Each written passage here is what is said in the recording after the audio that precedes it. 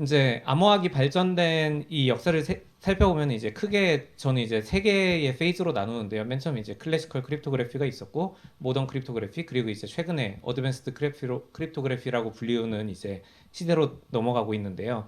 어떻게 보면 이제 튜링 어워드의 수상자 분들은 새로운 패러다임을 제시했거나 아니면 이제 이론적으로 큰 진전을 이뤘거나 이런 어떻게 보면 다음 시대로 넘어갈 수 있는 기반을 마련하신 분들이 수상을 하게 됐던 것 같습니다. 옥스퍼드 딕셔너리에서 이제 크립토그래피를 검색을 해보시면 나오는 게 이제 사전적 의미가 The Art of Writing or Solving Codes라고 나오는데요. 사실 이거는 상당한 업데이트가 필요한 데피니션이라고 할 수 있는데 그 여기서 이제 정말 말 그대로 아트라고 되어 있죠. 사이언스라고 되어 있지 않고요. 이게 왜 그러냐면은 역사적으로 봤을 때 크립토그래피는 어떻게 보면 이제 프라이빗 커뮤니케이션 두 파티 사이에서의 프라이빗 커뮤니케이션을 구축하는데 목적을 두고 있었고 그걸 달성하는 방법이 일종의 아트로 여겨졌다는 뜻입니다. 그렇기 때문에 이 목적을 달성하기 위해서 사용했던 툴로 코드라고 되어 있는데 이 코드가 이제 지금은 프라이빗 키 인크립션 혹은 시메트릭 키 인크립션으로 좀 더 불리고 있습니다. 그렇기 때문에 여러 가지 이 코드 혹은 이제 프라이빗 키 인크립션을 만들려고 하는 데 있어서 시어리의 개념은 거의 전무했다고 보시면 될 것 같습니다. 그랬기 때문에 뭔가 어떤 시스테믹하거나 어떤 논리적인 방식으로 만든 게 아니기 때문에 그냥 이렇게 만들면 되지 않을까 이렇게 휴리스틱한 어프로치를 취했고 그러면 당연히 이제 공격이 나오니까 부서지고 그럼 그걸 막기 위해서 다시 만들고 이 부서지고 만들고의 반복이 많이 이루어졌다고 생각을 하시면 될 것 같습니다. 그래서 이제 이런 클래시컬 크립토그래피의 시작은 이제 기원전으로 돌아가는데 제일 예전에 뭐 이건 이제 흔히 말하는 카이사르 사이퍼라고 불리우는 건데 알파벳을 단순히 몇 칸씩 미는 방식으로 그 암호화를 하는 것을 말합니다. 이제 일종의 쉬프팅 사이퍼라고 말하기도 하고 조금 더 제너럴하게는 이제 알파벳의 순서나 이런 것들을 바꾸는 어떤 퍼뮤테이션 사이퍼라고 말하기도 하는데요.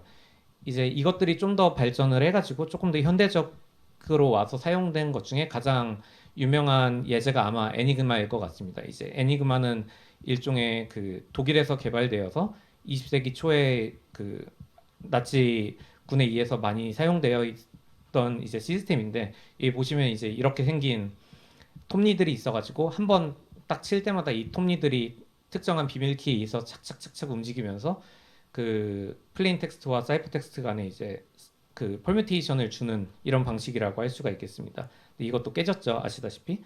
그래서 이제 현대에 와서는 이거를 훨씬 더 많이 발전시킨 형태로 사용이 되고 있는데, 이 70년대에 IBM에서 발명했던 그 DES라는 시스템이 있는데, 이게 NSA에 의해서 적당히 변형이 되어서 사용되어서 이제 77년도부터 표준으로 사용됐었고요. 근데 이게 뭐 무슨 뭐 NSA에서 의도적으로 시큐리티 레벨을 낮추거나 뭐 트랩도어가 있는 것 같다라는 의심이 많이 있어서 2001년에 이제 새로운 스탠다드인 AES가 만들어져서 현재 모든 디바이스에서 공통적으로 사용되고 있습니다. 이게 간략한 클래시컬 크립토그래피의 역사라고 말씀드릴 수 있을 것 같습니다. 여기까지는 사실 아트의 영역을 많이 벗어났다고 보기 힘들고요. 이제 여기부터 오늘의 목적인 모던 크립토그래피에 대해서 설명을 하려고 합니다. 그래서 이거는 이제 90년대에 리베스트라는 암호학자분이 이제 오늘의 주인공 중에 한 분인데 이분이 새로 디파인을 했는데 크립토그래피는 Practice and Study of Techniques for Secure Communication 이라는 조금 더 제너럴한 데피니션을 그 텍스트북에 쓰신 적이 있고요. 그래서 이제 기존과 다르게 일단 저희가 달성하려는 목표도 조금 넓어졌고요. 단순히 데이터 프라이버시가 아니라 데이터 인테그리티나 어떤 상대에 대한 어센티케이션 그리고 이제 퍼블릭 키 세팅에서 이런 골들을 달성을 하려고 하고 있고 그리고 여기에 사용되는 툴들이나 분석 방법들도 훨씬 더 리거러스하게 분석을 하거나 어떤 시큐리티 프루프 어떻게 보면 수학적인 시큐리티 프루프를 제시를 하거나 이론적으로도 훨씬 더 풍부한 백그라운드가 생겼다고 보시면 될 것 같습니다. 그래서 여기서 나온 일종의 이런 크립토그래픽한 마인드셋이 단순히 크립토그래픽뿐만이 아니라 제너럴하게 이제 그 보안 전체 분야에 조금 영향을 끼쳤다고 보시면 될 것 같습니다.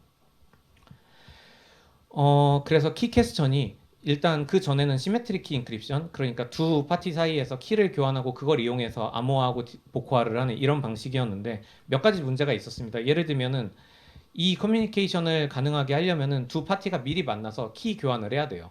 그래가지고 옛날에 스파이 영화 같은 걸 보시면 이제 뭐 스파이들이 이런 조그만 코드북을 들고 다니면서 이제 그거를 이제 오랫동안 비밀번호로 쓰는 거를 그런 영화적 표현들을 알 수가 있는데 그런 거 없이 만난 적이 없는 사람들끼리 혹은 트러스티드 서드 파티 없이 어떻게 그렇게 키 교환을 할 것이냐 아니면은 또 두 번째로 인터넷상에서는 정말 수많은 사람들이 존재하고 제가 예를 들면 100명의 사람들과 커뮤니케이션을 하려면은 각각의 커뮤니케이션마다 그 다 서로 다른 키를 만들어야 되는데 이게 너무 비효율적이고 키 관리하기도 힘들죠.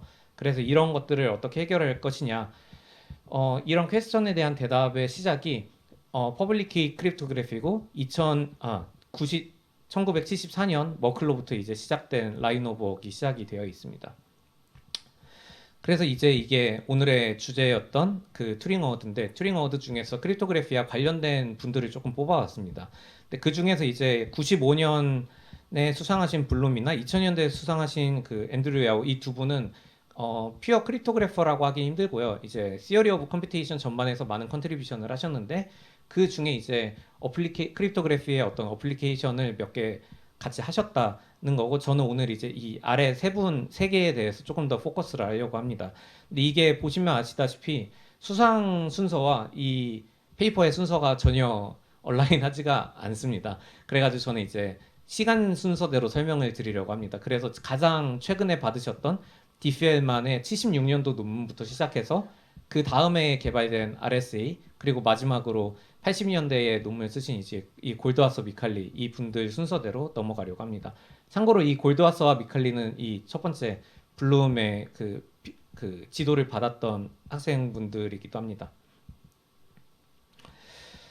자, 그래서 74년도에 이제 방금 안타깝게도 방금 리스트에는 등장하지 않았던 머클이라는 분이 있습니다. 이때 이 분이 학부생이었는데 그 UC 버클리에서 어떤 컴퓨터 시큐리티 코스를 듣는 와중에 프로포저를 내게 됩니다. 이제 프로젝트였던 거죠. 그냥 숙제였는데 7페이지짜리 프로포저를 냈는데 그때 인스트럭터였던 이 호프만 교수에 의해서 이제 리젝을 당하게 됩니다. 좀 안타깝게도 이 호프만 교수님은 이 일화로만 굉장히 유명한 분인데 그 뒤에 이제 이 머클이란 분이 굉장히 실망을 하고 이제 코스를 드랍한 다음에 계속 이 연구를 이어가 가지고 이쪽 분야에서 이제 가장 그 유명한 저널 중에 하나인 커뮤니케이션 ACM에 제출을 75년도에 하는데 리젝을 당하고요.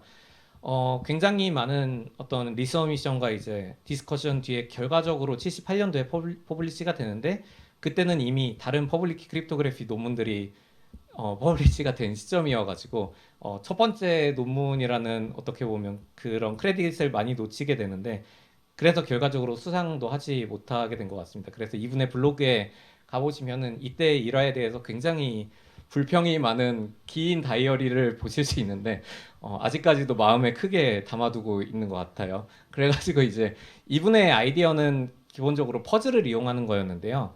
퍼즐이란 이제 어떤 문제인데 그냥 푸는 게 불가능하지는 않고 아주 쉽진 않아서 적당한 노력을 들이면은 특정한 시간 내에 풀 수 있는 그냥 문제라고 퍼즐이라고 생각을 하시면 될 것 같습니다. 이거를 뭐 수학적으로 만들려면은 그냥 키가 조금 짧은 인크립션 같은 거를 써가지고 키를 전수조사하면 되는 뭐 이런 거라고 생각을 하시면 될 것 같습니다.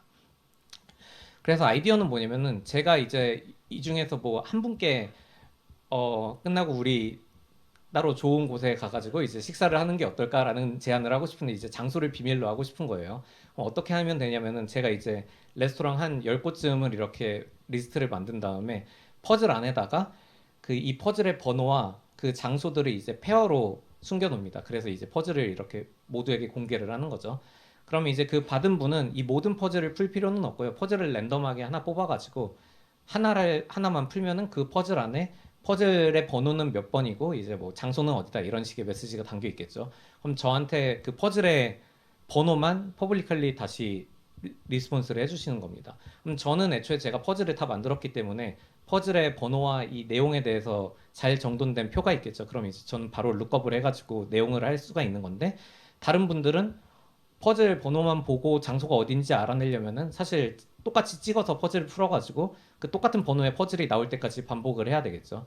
그래가지고 이제 어 커- 제가 커뮤니케이션 하고 싶은 분과 이제 달성할 수 있는 러닝 컴플렉시티와 그다음에 이거를 공격하려고 하는 그 다른 분들 사이에서 컴플렉시티 갭이 발생하게 됩니다. 그래서 저는 예를 들면 퍼즐 100개를 준비하고 받는 분은 퍼즐 그 중에 하나만 푸는 공을 들이면 되는데 이걸 공격하려면은 퍼즐 100개를 풀어서 맞는 번호가 나올 때까지 풀어야 되니까 뭐 평균적으로 50번 이상의 50배 이상의 컴플렉시티가 들겠죠.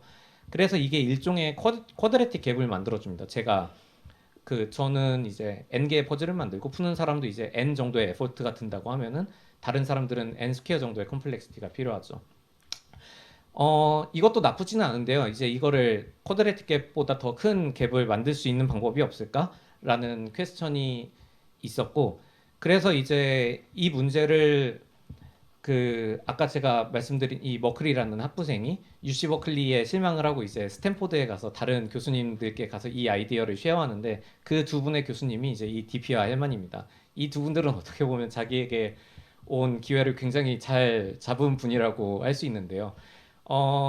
이 두 분은 머클의 아이디어가 굉장히 좋은 가치를 가지고 있다는 거를 잘 깨달은 다음에 어떻게 보면은 굉장히 훨씬 더 포멀한 랭귀지를 이용해서 페이퍼를 잘 썼습니다. 그래가지고 그때 쓰신 페이퍼의 제목이 New Directions in Cryptography 76년도에 바로 머클과 만난 다음에 바로 퍼블리시가 된 페이퍼고요. 여기서 이제 가장 처음으로 어시메트릭 크립토그래피 혹은 이제 퍼블릭 키 크립토그래피라고 얘기되는 개념을 처음으로 이제 포멀하게 잘 기술한 페이퍼라고 할 수 있겠습니다. 그래서 여기서 나온 개념으로는 퍼블릭 키와 프라이빗 키를 우리가 분리할 수 있겠다. 그래서 퍼블릭 키는 우리가 공개적으로 디스트리뷰트 해도 되고 아무나 이걸 이용을 해서 인크립션을 하지만 그 대신 받는 사람은 프라이빗 키. 이거는 이제 절대로 다른 사람과 공유하면 안 되는 그냥 제 디바이스에 잘 보호하고 있는 건데 이걸 이용해서 디크립션을 할 수 있겠다. 이런 개념을 만들었습니다. 그리고 저희가 지금 널리 쓰이고 있는 이제 디지털 시그니처 같은 경우는 이제 여러분이 뭐 브라우저 같은데 이제 HTTPS 같은 거 보시면 여기 자물쇠 모양이 보통 이렇게 있는데 그거 클릭해 보시면 이제 저희가 받고 있는 이 웹페이지가 중간에 다른 공격자로부터 오염되지 않고 이제 올바른 뭐 예를 들면 네이버라고 하면 이제 올바른 사용자로부터 잘 온 것인지 확인을 해주는 그런 기술이 이제 디지털 시그니처인데 이 디지털 시그니처도 어떻게 보면 이제 이 퍼블릭 인크립션의 순서를 앞뒤를 바꾸면은 달성할 수 있다고 볼 수 있습니다. 그래서 이 DP와 헬만 이 두 분이 이제 퍼블릭 키 크립토그래피, 디지털 시그니처 이 개념을 잘 정립을 했고요. 그 다음에 이제 유명한 디피 헬만 키 익스체인지라는 걸 만들었습니다. 그래서 이거는 아까 말씀드린 둘이서 키 교환을 하고 싶을 때 직접 오프라인에서 만날 필요 없이 퍼블릭한 채널 상에서 키를 교환할 수 있게 만드는 프로토콜인데 수학적으로는 이제 디스크린 로갈리즘 프로블럼이라는 거에 디펜드해서 만들었습니다. 그러니까 어떻게 보면은 기존까지는 이제 아트의 영역, 그러니까 특별히 뭐 수학적인 이런 거를 사용하지 않고 굉장히 뭐 그냥 비트를 바꾸고 뭐 이런 식으로 이걸 반복함으로써 스킴을 만들었는데 여기서부터는 어떻게 보면 수학에서 정수론의 도움을 받아서 훨씬 더 좋은 컨스트럭션을 하기 시작한 시점이라고 볼 수가 있겠습니다. 그래서 이분들은 수상이 다소 늦었는데 좀 오랜 시간이 지난 후에 이제 2015년에 이 공을 인정받아서 튜링 어워드를 받게 됐습니다.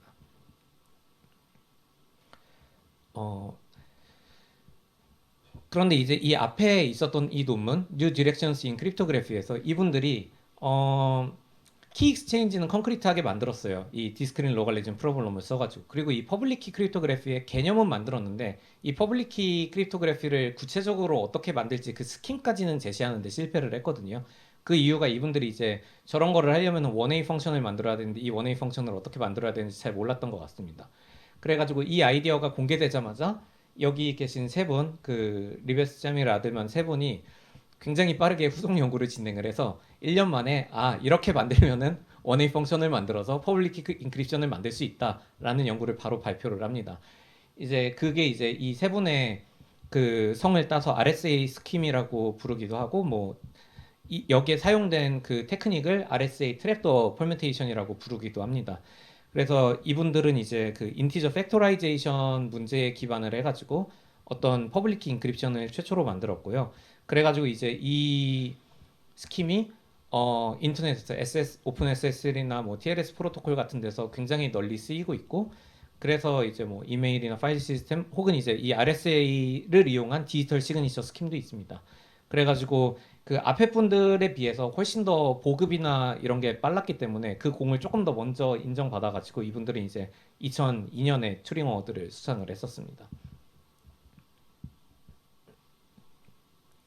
그래서 이게 제가 그래도 테크니컬한 거를 하나는 준비해야 될 것 같아서 그냥 간단하게 준비를 했는데, 이게 뭐 퍼블릭 키는 굉장히 큰 프라임 두 개를 뽑아가지고 p 곱하기 q를 n으로 세팅을 하고, 이제 d와 e 같은 어떤 적절한 인티저를 뽑아가지고 인크립션은 그냥 메시지에 2승을 하고 디크립션은 다시 사이퍼텍스트에 d승을 해가지고 뭐 모듈러 n을 취하면은 복구가 되는데, 이건 이제 기본적으로 공격자 입장에서는 n을 팩토라이즈를 하면은 시스템을 깰 수가 있고요.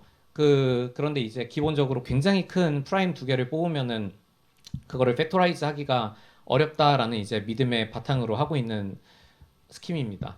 제가 여기서 믿음이라는 표현을 쓴 거는 왜 그러냐면은, 사실 이게 시어레티컬리 이 RSA 스킴을 부수는 게 팩토링만큼 어렵다는 게 이론적으로 증명돼 있지는 않아요. 근데 이제 프랙티컬하게는 팩토라이제이션을 하는 게 RSA를 깨는 그냥 유일한 방법으로 알려져 있기는 합니다. 그래서 그냥 러프하게 그렇게 생각을 하시면 될 것 같고요. 어, 지금 팩토라이제이션 공격도 굉장히 많이 발달을 해가지고, 예를 들면 2020년에 250짜리 수의 팩토라이제이션을 실제로 성공한 연구까지 있습니다. 근데 이게 비트로 치면은 830비트 정도 되는데, 현재 저희가 사용하고 있는 RSA는 이제 뭐 2048비트라던가 아니면 4096비트 정도의 숫자를 쓰기 때문에 아직까지 현재 수준으로는 깨기가 어렵다라고 생각을 하시면 될 것 같고요.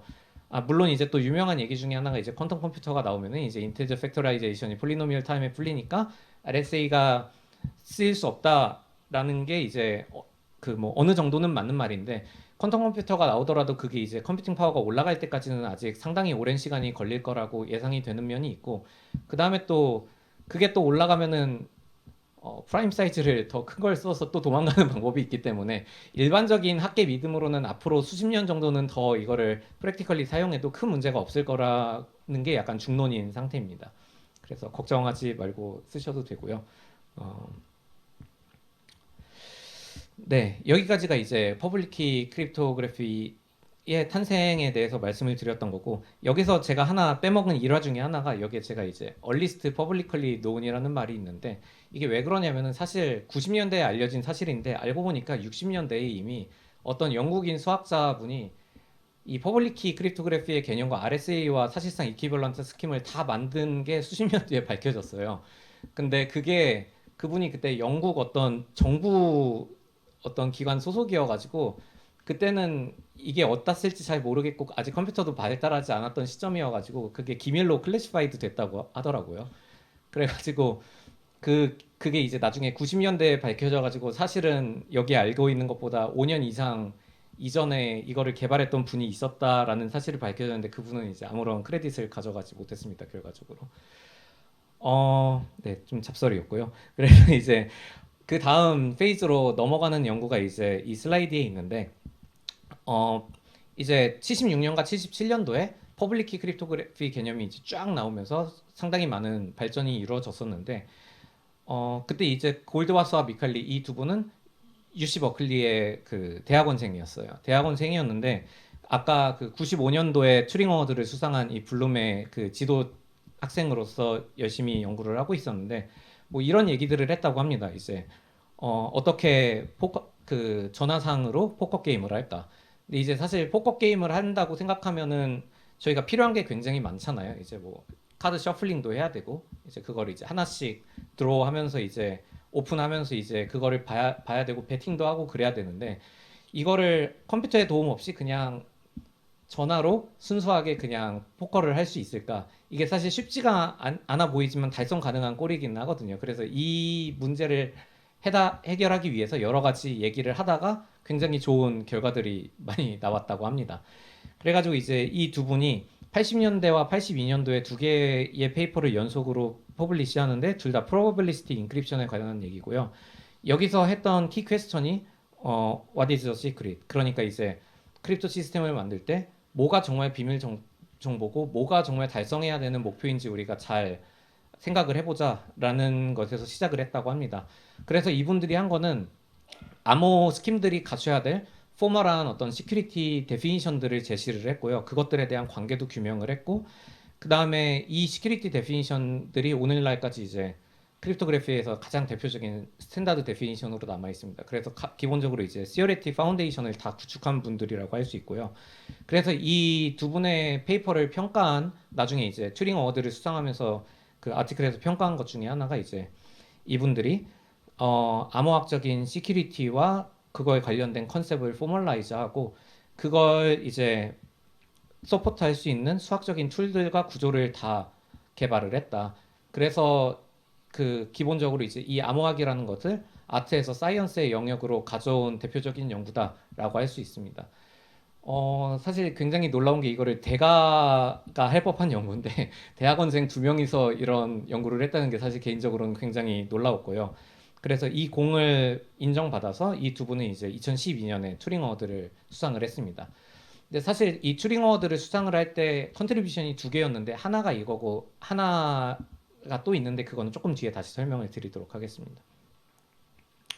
그래서 이 첫 번째 컨트리뷰션에 대해서 조금 더 말씀을 드리자면은 이제 이분들이 이제 두 가지 시큐리티 데피니션을 정의를 했는데 시멘틱 시큐리티는 인포멀하게 말씀드리면 뭐냐면은 어떤 공격자가 있을 때 이 공격자는 사이버 텍스트가 주어졌을 때 시크릿에서 아무런 정보를 얻을 수가 없다. 이게 인포멀한 데피니션이고요. 시멘틱 시큐리티에. 그 다음에 사이버 텍스트 인디스팅기셔블리티는 어떻게 보면은 메시지 두 개에 대응하는 사이버 텍스트 두 개가 주어졌을 때 어떤 사이버 텍스트가 어떤 메시지에 대응하는 사이버 텍스트인지 알 수가 없다. 이렇게 구별 불가능하다는 개념이 사이버 텍스트 인디스팅기셔블리티입니다. 사실 조금 다르지만 위에 게 어떻게 보면 훨씬 더 앱스트랙트한 개념이잖아요. 그냥 아무런 정보도 얻을 수 없다라는 개념을 이제 어떻게 이론적으로 포멀하게 표현할 것인가가 사실 굉장히 챌린징한 문제인데 이 두 분은 어떤 시뮬레이션 패러다임이라는 걸 제시해가지고 이거를 설명을 했고요. 그러니까 시뮬레이션이라는 거는 공격자가 어떤 커뮤니케이션을 보고 있는데 이 커뮤니케이션 자체를 스스로 시뮬레이트해서 실제 게임과 구별을 할 수가 없으면은 당연히 시크릿에 대해서는 아무런 정보도 얻을 수 없는 거다. 약간 좀 말이 어렵지만 이런 식의 굉장히 새로운 패러다임을 제시해가지고 이 시멘틱 시큐리티의 포멀라이제이션에 성공을 했고요. 그 다음에 이 두 개가 사실상 이퀴밸런트한 데피니션이라는 것까지 증명을 했습니다. 그래가지고 이제 현재 이 사이퍼텍스트 인디스팅기셔블리티가 현재 일종의 스탠다드 데피니션 같이 쓰이게 되는 이론적인 바탕이 이 분들의 연구가 있었다고 할 수 있습니다. 그래서 이런 시큐리티 데피니션을 흔히 말하는 게임으로 정의를 하는데 그게 현재 모던 크립토그래피의 일종의 트레이드 마크처럼 여겨지고 있습니다. 그래서 예를 들면 뭐 이런 식으로 뭐 이게 뭐 게임의 일종인데 뭐 옆에서 지켜보고 있을 때 메시지 두 개를 주고 첫 번째 메시지를 인크립트한 상황과 두 번째 메시지를 인크립트한 상황을 구별할 수가 없다. 이런 게 일종의 인디스팅기셔빌리티 데피니션이고요. 그 다음에 이 분들이 이 시큐리티 데피니션에 관한 연구뿐만이 아니라 이 시큐리티 데피니션을 달성을 하려면은 인크립션 스킴은 반드시 랜더마이즈 되어야 한다. 무조건 프로바빌리스틱 알고리즘을 써야 된다라는 사실도 증명을 했습니다. 그래서 사실 이 앞쪽의 논문의 타이틀부터가 probabilistic encryption인 게 이 논문 이전에는 probabilistic encryption의 개념 자체가 존재하지가 않았어요. 그래서 그냥 메시지와 키를 넣으면 디터미니스틱하게 사이퍼 텍스트가 나오고 반대도 마찬가지고 그런 건데 이분들이 증명을 한 거는 그렇게 하면 안 된다. 그렇게 하면 우리가 원하는 이 시큐리티를 달성할 수 없기 때문에 반드시 인크립션 과정에 어떤 랜덤니스가 들어가서 프로버빌리스틱한 과정을 통해서 하나의 플레인 텍스트가 굉장히 많은 사이퍼 텍스트 중에서 하나에 대응하는 프로버빌리스틱 알고리즘을 사용해야지만 이걸 달성할 수 있다라는 개념을 처음 제시하고 실제로 이 요구되는 시큐리티를 만족하는 스킴도 처음으로 만들고 그러니까 한마디로 개념 만들고 컨스트럭션하고 이런 것들을 다 한 논문이라고 볼 수가 있겠습니다. 그래서 여기까지가 이제 모던 크립토그래피가 아트에서 사이언스로 온 과정을 이제 간략하게 서머라이즈 해드렸습니다. 그래서 이제 마지막 챕터는 어드밴스드 크립토그래피인데요. 이제 이 모던 크립토그래피가 그 사이언스의 영역으로 오면서 저희가 퍼블릭 크립토그래피 인크립션도 만들고 디지털 시그니처도 만들고 걔네들의 시큐리티 프루프도 다 할 수 있게 됐어요. 그럼 어떻게 보면 이제 뭐 할 수 있는 거 다 한 거 아니냐라고 할 수 있는데 그래서 이제 리서처들이 뭘 더 할 수 있을까 이렇게 고민을 하다가 암호학의 역할을 여기서 더 확장을 해보자라는 생각에서 나온 게 이제 어드밴스드 크립토그래피라고 할 수가 있겠습니다. 그래서 이거는 튜링 어워드와 보다는 이제 조금 크레딧이 작을 수 있지만 이제 시어레틱 컴퓨터 사이언스에서 굉장히 뛰어난 논문들에게 수상되는 괴델 프라이즈라는 게 있습니다. 이제 역사는 비교적 짧아가지고 93년도부터 시작을 했는데요. 튜링 어워드는 어떻게 보면은 이론적인 노벨티뿐만이 아니라 현실에 가져온 임팩트까지 이제 다 봐서 이제 보통 수상자를 결정을 하는데, 이거는 순수하게 이제 이론적으로 굉장히 재밌는 페이퍼들에게 수상되는 상이라고 생각을 하시면 될 것 같습니다. 여기서 굉장히 그 암호 쪽에서 가져가는 포션이 큰데요. 예를 들면은 아까 그 골드하서 미칼리가 그 튜링 어워드를 받았을 때 두 가지 컨트리뷰션이 있다고 했었는데, 그 두 번째 컨트리뷰션이 사실 이 인터랙티브 프루프 시스템에 대한 컨트리뷰션이 두 번째 컨트리뷰션이거든요. 근데 이것에 대해서 괴델 프라이즈에서는 이미 90년대에 수상을 했었습니다. 나중에 이제 2015년에 와가지고 튜링을 받기 전에요. 그리고 이제 그것과 별개로 어떤 디퍼런셜 프라이버시나 러닝 인 에러스, 그 다음에 이제 이 풀리 호모모프 인크립션, 이런 테크닉들이 다 어떻게 보면 어드밴스드 크립토그래피에 속하는 테크닉들인데, 이것들이 지금 괴델 프라이 시어리 쪽에서는 조금 더 먼저 컨트리뷰션을 인정받아서 이런 상들을 받은 상태라고 생각을 하시면 될 것 같습니다. 그래가지고 이제 어드밴스드 크립토그래피가 뭐냐면은, 이제 러프하게 말하면 앞에서 얘기했던 인크립션이나 디지털 시그니처를 넘어서는 그 모든 암호학적 테크닉들을 통칭해서 얘기하는데요. 단순히 데이터뿐만이 아니라 이 컴퓨테이션 영역까지 보호하려고 하는 노력을 하는 것들을 그 어드밴스드 크립토그래피라고 하고, 제일 대표적인 툴들로 제로 날리지 프루프나 멀티파티 컴퓨테이션, 뭐 디퍼런셜 프라이버시, 홈모피 인크립션 등이 있습니다. 이거 말고도 굉장히 많은 테크닉들이 있는데, 이거 네 개가 가장 그래도 비교적 프랙티컬한 툴들이기 때문에 어디 가면 이제 대표적인 예제들로 여겨지고 있고요. 이게 모티베이션은 뭐냐면은, 최근에 이제 저희가 물론 머신러닝의 그 성장과 함께 데이터 기반 산업이나 서비스가 굉장히 많잖아요. 그래서 저희가 기본적으로 저희의 개인 정보를 제공을 하면은 그것의 리턴으로 IT 회사들이 이제 개인 맞춤형 서비스를 제공하는 경우가 많이 늘어나고 있습니다. 예를 들면 뭐 위치 기반 서비스, 아니면 제 헬스 데이터를 제공하거나 뭐 파이낸셜 데이터를 제공을 해서 텍스 서비스를 받거나, 아니면 뭐 제가 제 구매 내역 같은 거를 제공을 하면 이제 뭐 쿠폰이나 뭐 맞춤형 광고를 한다던가 등등이 있죠. 근데 기본적으로 이런 모델들은 전부 다 저희의 프라이버시를 기본적으로 포기한다는 전제하에 만들어 구축되어 있는 서비스인데, 그렇기 때문에 이제 IT 산업계에서는 이것을 이제 쉽게 만들려고 굉장히 여러 가지 노력을 기울이고 있죠. 왜냐면은 저희에게 서비스를 제공하는 동시에 그 정보를 모으면 또 새로운 가치를 창출할 수 있기 때문에 이런 과정이 이루어지고 있는데요. 그래서 이제 데이터가 저희도 모르는 사이에 그 순수한 서비스 제공 목적을 넘어선 어떤 오남용의 여지가 상당히 많은 상황이라고 할 수가 있겠습니다. 그래서 이런 것들이 반드시 퍼스널 인포메이션이 있어야만 이런 서비스가 가능한 것이냐, 그렇지 않다라는 대답을 하는 게 이제 어드밴스드 크립토라고 할 수가 있겠습니다.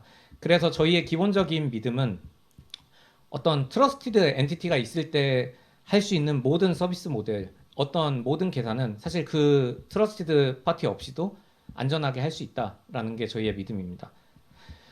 그래서 그 아까 튜링 어워드를 받으신 분 중에 이제 그 앤드류 야오라는 분이 있었는데, 이 야오라는 분이 이제 1982년에 제시한 퀘스천이 하나 있습니다. 이제 밀리어네어 프로블럼이라고 하는데, 두 밀리어네어가 만나가지고 누가 더 부자인지 알고 싶은 거예요. 근데 이제 그 실제로 각각 이제 보유하고 있는 자산을 실제로 구체적으로 밝히지 않고 누가 더 부자인지만 알고 싶은 건데, 이거를 어떻게 해결할 수 있느냐가 이제 밀리어네어 프로블럼이라고 할 수 있습니다.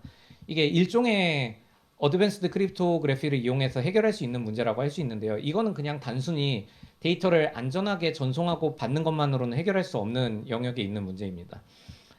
그래서 이제 이것과 관련해 가지고 이제 제로 날리지 프루프 테크닉을 만든 게 이제 아까 골드하서 미칼리, 레고프 이분들인데, 이분들이 이제 아까 그 정보의 노출이란 무엇인가라는 개념을 굉장히 잘 연구를 한 끝에 저희가 원하는 스테이트먼트가 사실인 것만을 증명하면서 그것을 넘어서는 정보는 하나도 제공하지 않는 이런 제로 날리지 프루프라는 개념을 만들고 이거를 구체적으로 실행할 수 있는 방법을 만들었습니다.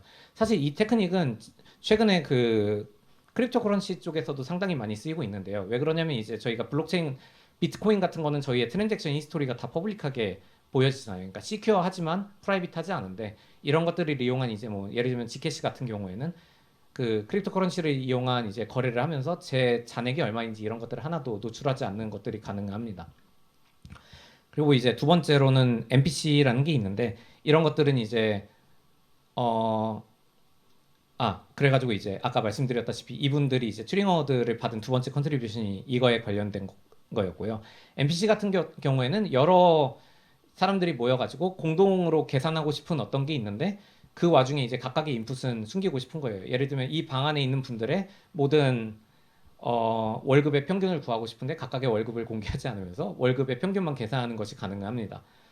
이것도 이제 이쪽에서 그 방금 등장하신 그 야오라는 분이 그 이거를 이룰 수 있는 갈불 서킷이라는 개념을 했었고 이게 이제 튜링 어워드를 받으실 때 이제 약간 사이드 컨트리뷰션 중에 하나 정도로 그 인정이 됐었고요. 그다음에 이제 또 골드하스 미칼리가 또 빠지지 않고 여기서 또 GMW라는 또 새로운 프로토콜을 만들어 가지고 이제 온갖 곳에 좋은 페이퍼들을 남기고 있는 이제 좋은 연구자분들이라고 할 수 있을 것 같고요. 그다음에 세 번째로 디퍼런셜 프라이버시는 2006년에 개발이 됐는데 한마디로 어떤 통계적인 계산을 할 때 굉장히 그 빠르게 사용할 수 있는 건데 예를 들면 구글에서 어떤 이모티콘이 제일 많이 사용되고 있는지 알고 싶은 거예요. 근데 각각의 사용자들에게 이모티콘 사용 빈도를 다 물어보면 이건 프라이버시 침해 여지가 있으니까 그 데이터를 모으긴 모으는데 각각의 데이터에 굉장히 큰 에러를 더해서 보냅니다.